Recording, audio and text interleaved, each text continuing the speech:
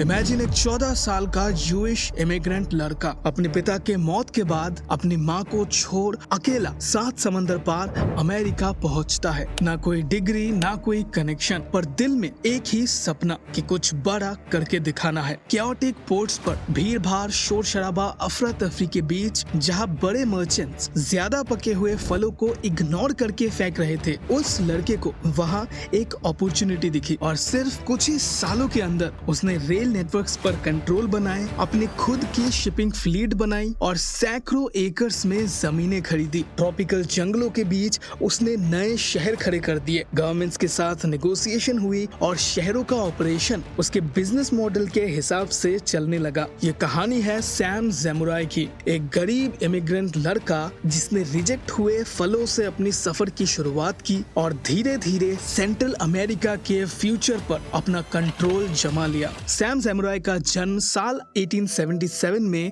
Western Russia के एक छोटे से गांव में होता है। उसके पिता एक गरीब किसान थे और माँ एक हाउसवाइफ थी। सैम एक सीधे साधे ट्रेडिशनल घर में बड़ा हुआ। जब सैम सिर्फ 10 साल का था, उसके पिता का देहांत हो जाता है। पिता के जाने के बाद घर की फाइनेंशियल हालत बहुत खराब हो जाती है। साथ ही में सिर्फ खेतों में काम करके उनका गुजारा नहीं हो पा रहा था। सर्वाइवल अब रोज का स्ट्रगल बन गया था। इस छोटी सी उम्र में सैम डिसाइड करता है कि उसे इस सिचुएशन से बाहर निकलना है और उसे सिर्फ एक ही रास्ता पता था जिससे वो अपनी किस्मत बदल सकता था। अमेरिका में उसके एक दूर का अंकल रहता था जो एक छोटी सी ग्रोसरी स्टोर चलाता था। सैम डिसाइड करता है कि वो अमेरिका जाएगा और सिर्फ 14 साल की उम्र में अपनी किस्मत बदलने के जिद के साथ सैम अपनी जमीन, अपना बचपन और अपनी माँ को पीछे छोड़ जो भी घर पर पैसे थे उसे जमा करके सैम ने अमेरिका जाने की एक 1 वे टिकट खरीद ली और शिप में बैठ गया। समंदर का सफर लगभग 15 दिनों का था। इस दौरान उसका दिल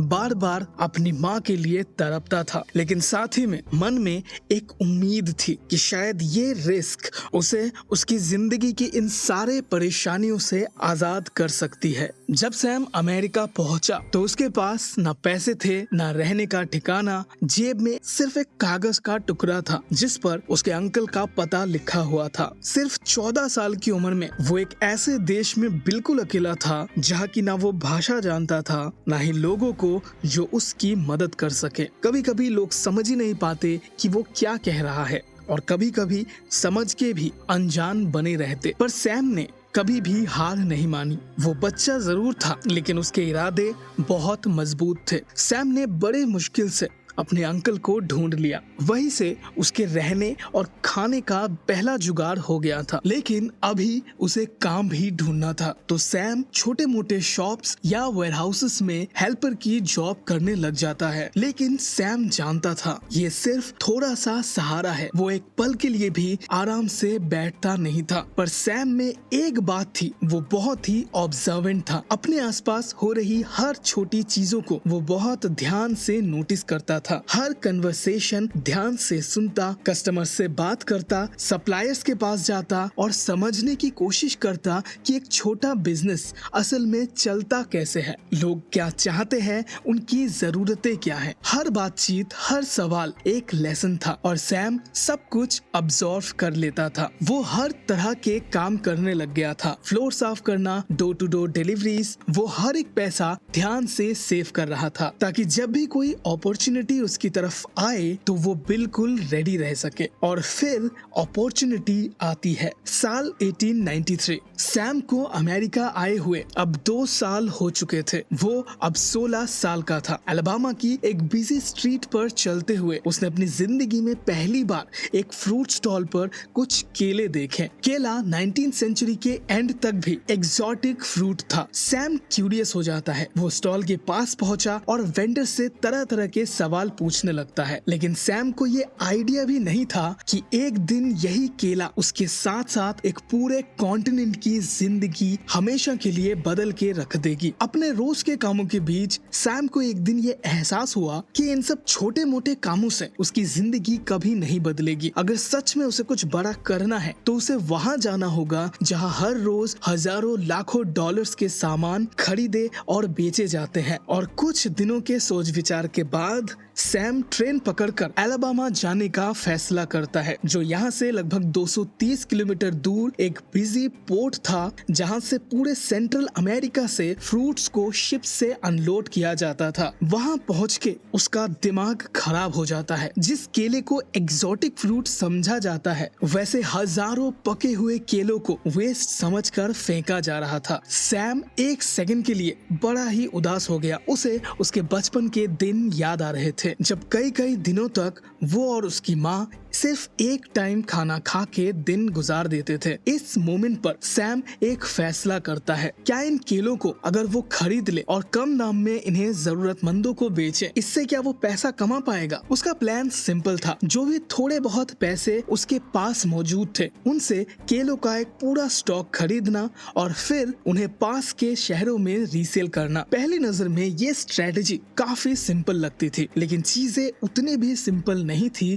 जितना सैम को लग रहा था। अगले दिन पैसे लेकर जब सैम वापस से पहुंचता है, तब कार्गो शिप्स दुनिया भर से प्रोडक्ट्स लेकर आ रही थी। मर्चेंट्स, ट्रेडर्स, स्ट्रीट वेंडर्स, हर शिपमेंट के साथ भाग दौड़, बार्गेनिंग और रीसेलिंग की रेस शुरू हो जाती थी। हर कोई अपॉर्चुनिटी ढूंढ रहा था। सैम का प्लान सिंपल था, पहले सब कुछ ऑब्जर्व करना, ये समझ लेना कि ये पूरा सिस्टम कैसे चल रहा है। इसी बीच एक चीज ने सैम का ध्यान खींच लिया। जब एक मैसिव शिप धीरे धीरे डॉक पर आई, उस पर एक एम्बलम था जिस पर लिखा था यूनाइटेड फ्रूट कंपनी। ये वही कंपनी थी जो उस वक्त बनाना मार्केट पर डोमिनेट करती थी और सेंट्रल अमेरिका और कैरिबियन रीजन से टन्स के हिसाब से फ्रूट्स को इंपोर्ट करती थी। सैम देखकर मेस्मराइज्ड हो जाता है। जैसे ही शिप डॉक हुई, डजन्स ऑफ वर्कर्स बिना किसी क्रेन या हैवी मशीनरीज के शिप में चढ़ गए और हाथों से हजारों बनाना के बंचेस को अनलोड करने लगे। पर इस पूरे रश के बीच सैम ने एक डिटेल नोटिस की।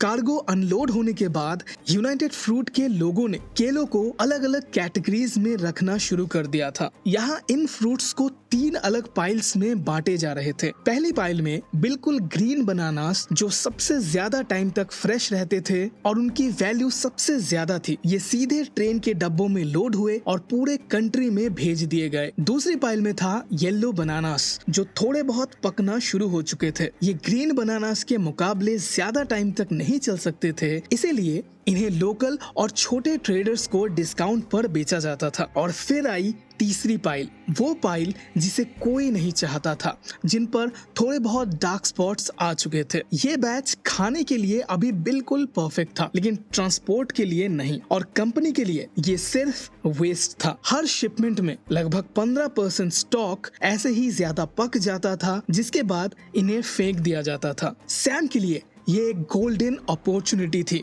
जो $150 उसने सालों की छोटी मोटी जॉब्स करके बचाए थे, वो सब उसने एक ही आइडिया पर इन्वेस्ट कर दिए। उसने अपनी सालों की मेहनत दांव पर लगा दी, सिर्फ इस यकीन पर कि इस आइडिया से उसकी लाइफ चेंज हो सकती है। $150 आज के हिसाब से $5340 के आसपास होते हैं। अब जब ज्यादातर ग्रीन और येलो बनानास ऑलरेडी लोड हो चुके थे, तब सैम कंपनी के एम्प्लॉयज के पास जाता है और उनसे ये सारे पके हुए बनानास खरीदने का ऑफर देता है। कंपनी के लिए ये अप्रोच काफी अनयूजुअल था। उनके पास एक 16 साल का लड़का खड़ा था, जिसे ठीक से इंग्लिश बोलनी तक नहीं आ रही थी, और वो जो प्रपोज कर रहा था वो और भी शॉकिंग था। वो हजारों बनानास खरीदना चाहता था, उन बनानास को जो किसी को नहीं चाहिए थे। कंपनी के लिए ये बिल्कुल एक परफेक्ट डील थी। वो हमेशा से इन पके हुए केलों का कुछ करना चाहते थे। इसीलिए जब उन्होंने सैम का प्रपोजल सुना, स्पेशली जो प्राइस उसने सजेस्ट किया था, उन्होंने बिना ज्यादा सोचे सैम के साथ डील फाइनल कर ली। थ्योरी के हिसाब से ये डील अच्छी थी, लेकिन रियल लाइफ में चीजें बहुत अलग तरह से काम करती है। सैम लिटरली टाइम के अगेंस्ट एक रेस करने वाला था। अगर वो इन सारे स्टॉक्स को जल्दी बेच नहीं पाया तो उसे हैवी लॉसेस का सामना करना पड़ सकता है। अगले दिन सैम इन सारे स्टॉक्स को लेकर ट्रेन में चढ़ जाता है। वो एक्साइटेड था, उसने सारे नंबर्स कैलकुलेट कर लिए थे, लेकिन यहाँ असली प्रॉब्लम अभी उसके सामने आने वाली थी। ट्रेन सैम की एक्सपेक्टेशन से काफी स्लो चल रही थी। हर कुछ स्टेशन पर लोको पायलट बिना वजह रुक जाता था, कभी ट्रेन में नया सामान लोड करने के लिए, कभी ड्राइवर चेंज के लिए, तो कभी ट्रैक क्लियरेंस के इंतजार में। कभी कभी ट्रेन घंटों तक एक ही जगह खड़ी रहती थी और तब सैम को समझ में आया कि क्यों बाकी ट्रेडर्स इन बनानास को इग्नोर करते हैं। बस कुछ घंटे का डिले काफी था एक पूरे बैच को बर्बाद करने के लिए। उसके खरीदे हुए केलों का कलर अब धीरे धीरे उसके आंखों के सामने चेंज हो रहा था। सैम को समझ आ रहा था कि अगर वो डेस्टिनेशन का इंतजार करता रहा तो वो इस स्टॉक को बेच ही नहीं पाएगा। इस डेस्परेट मोमेंट में सैम एक डिसीजन लेता है, एक ऐसा डिसीजन जो उसकी जिंदगी हमेशा के लिए बदलने वाली थी। सैम ट्रेन से उतरता है और वेस्टर्न यूनियन एजेंसी की तरफ जाता है। वहाँ मौजूद टेलीग्राफ ऑपरेटर को वो अपनी सिचुएशन समझाता है और उससे एक अनयूजुअल रिक्वेस्ट करता है। उनसे अगले स्टेशन में मौजूद सारे लोकल मर्चेंट्स, स्ट्रीट वेंडर्स और ग्रोसरी स्टोर को ये मैसेज भेजने को कहता है कि एक चीप बनाना का शिपमेंट उनके स्टेशन की तरफ आ रहा है और जितना माल बिकेगा उसमें से उसे भी कमीशन मिलेगा। और सबसे बड़ा ट्विस्ट ये था कि ये प्लान काम कर जाता है। अगले कुछ स्टेशन पर जैसे ही ट्रेन रुकती, सैम को प्लेटफॉर्म पर बायर्स के भीड़ दिखने लगते। लोकल मर्चेंट्स, स्ट्रीट वेंडर्स और छोटे ट्रेडर्स पके हुए केलों को खरीदने के लिए लाइन लगा के खड़े थे। प्राइस कम था इसीलिए सेल्स भी जल्दी हो रही थी, लेकिन टाइम अभी भी हाथ से निकलता जा रहा था। जैसे तैसे अगले एक हफ्तों तक स्टेशन टू स्टेशन गाड़ी रुकती रही और सैम का माल बिकता रहा। एक हफ्ते के बाद जब ट्रेन अपने फाइनल स्टॉप पर पहुंची, सैम ने पूरा लोड बेच दिया था और इस ट्रिप में सब माल बिकने के बाद अब उसकी जेब में टोटल $190 बचे थे। जब सैम ने हिसाब लगाए तो उसने देखा कि उसे $50 का प्रॉफिट हुआ है। आज के टाइम के हिसाब से सैम ने लगभग $1400 कमाए थे और पैसों से भी कहीं ज्यादा इम्पोर्टेंट चीज ये थी कि सैम को ये प्रूफ मिल चुका था कि उसका आइडिया काम कर गया है। उसका पहला बिजनेस सक्सेसफुल हो चुका था और सबसे इम्पोर्टेंट बात, उसने मार्केट में एक ऐसा गैप फाइंड आउट कर लिया था जिसे कोई और एक्सप्लॉइट नहीं कर रहा था। जहां सारे बड़े कंपनीज और ट्रेडर्स अपने कॉम्प्लेक्स सिस्टम, डिस्ट्रीब्यूशन नेटवर्क्स और हाई मार्जिन के साथ ग्रीन बनानास के लिए कम्पीट कर रहे थे। सैम सबसे कम डिमांड वाले फलों को टारगेट कर रहा था और अच्छा प्रॉफिट बना रहा था। सैम अब रुकने वाला नहीं था। कुछ हफ्तों के बाद सैम फिर से वही प्रोसेस दोबारा से रिपीट करता है। इस बार और ज्यादा बड़ा स्टॉक और ज्यादा स्पीड के साथ सैम अपना पूरा स्टॉक सक्सेसफुली सेल कर चुका था। यही से एक ऐसे बिजनेस की फाउंडेशन तैयार होने वाली थी जो आगे चलकर इतना बड़ा बनने वाला था कि सरकारों की कुर्सी हिलने वाली थी। सैम अब बिना कुछ सोचे हर दिन इस प्रोसेस को रिपीट करता गया। एक शहर से दूसरे शहर अपने साथ हजारों किलो पके हुए फलों को लेके नई नई चुनौतियां, हमेशा टाइम के अगेंस्ट एक रेस। हर बार सैम और ज्यादा तेज और ज्यादा एफिशिएंट बनता जा रहा था और कुछ ही महीनों में सैम ने ये पूरा प्रोसेस सिस्टमैटिकली अरेंज कर दिया था। कितना माल खरीदना है,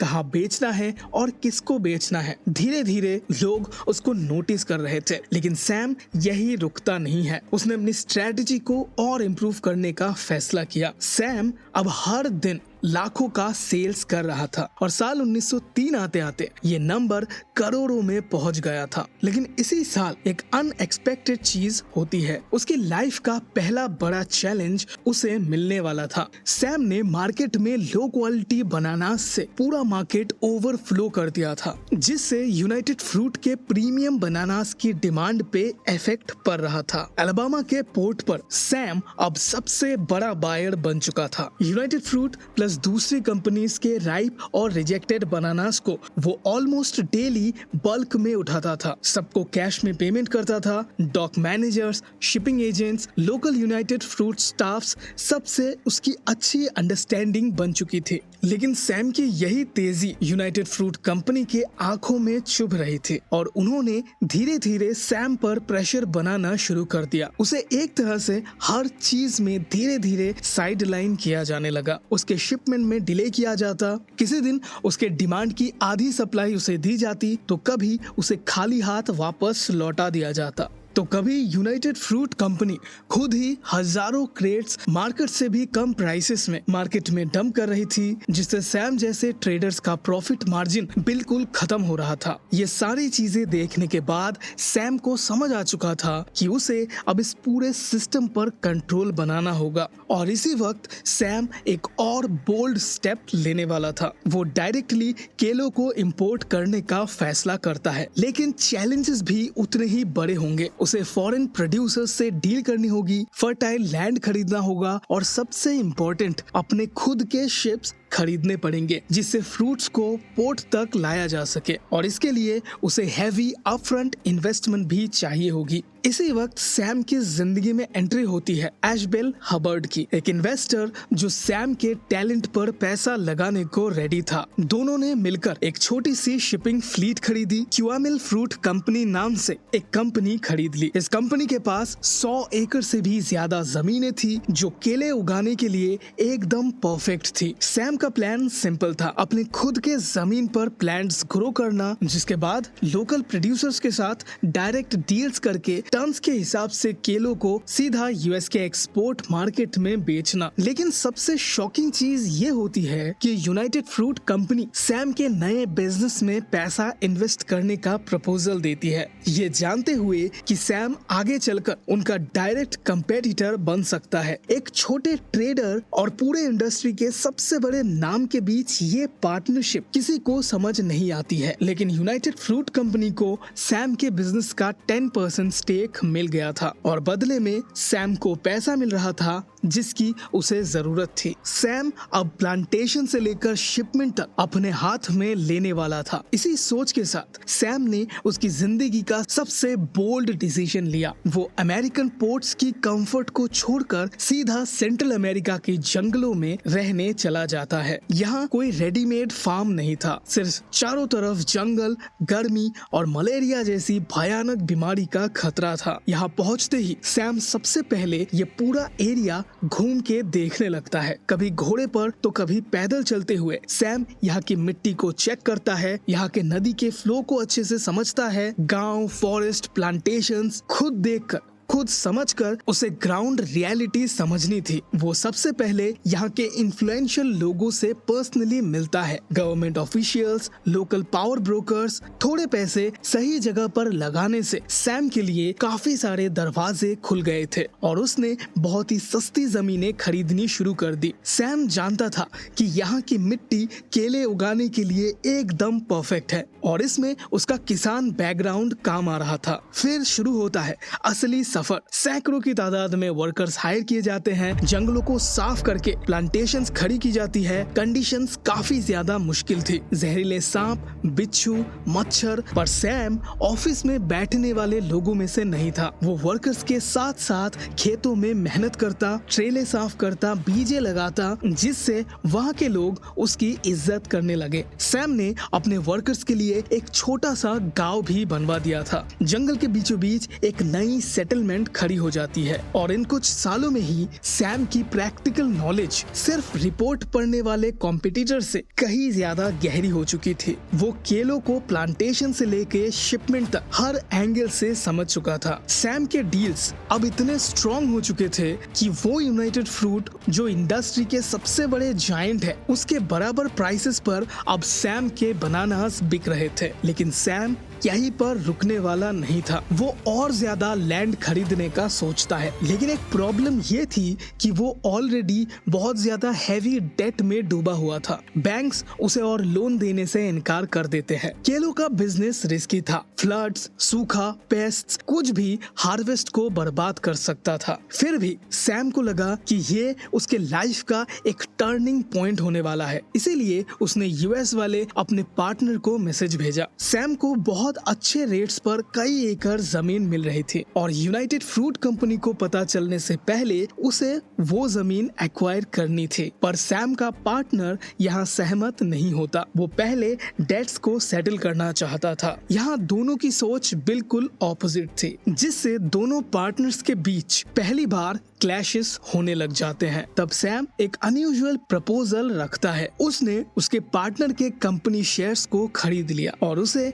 कंपनी से बाहर निकाल दिया और ये पैसा सैम ने अंडरवर्ल्ड से उठाया था 50% तक के इंटरेस्ट रेट्स पर। डिसीजन बहुत ही रिस्की था। सैम अब कंपनी का 90% ओनर था, बाकी 10% यूनाइटेड फ्रूट के पास था। पर डिसीजन मेकिंग अभी पूरी तरह सैम के हाथ में थी। उसने सब कुछ दांव पर लगा दिया था, जितना पैसा उसके पास था और जितना उसके पास नहीं था, सब कुछ। या तो वो यहाँ से अपना एक एम्पायर बना के खड़ा कर देगा या खुद अपनी ही एम्बिशन के नीचे दब जाएगा। सैम अब एक ऐसे फेज में एंटर करने वाला था जहां बिजनेस अब सिर्फ बिजनेस नहीं रहेगा। आगे का रास्ता उसे एक ऐसी जगह पर पहुंचाने वाली थी जो उसने अपने सपने में भी नहीं सोचा होगा। यहाँ से खेल में सिर्फ कंपनीज नहीं, गवर्नमेंट्स, पॉलिटिशियंस और अंडरवर्ल्ड तक शामिल होने वाली थी। केले बेचने से शुरू हुआ ये सफर अब सरकारों को हिलाने वाली थी। पार्ट 2 में हम देखेंगे कि कैसे सैम का बनाया हुआ एम्पायर सेंट्रल अमेरिका की पॉलिटिक्स, कूस, डिक्टेटरशिप्स और पूरा पावर स्ट्रक्चर पलट कर रख देता है।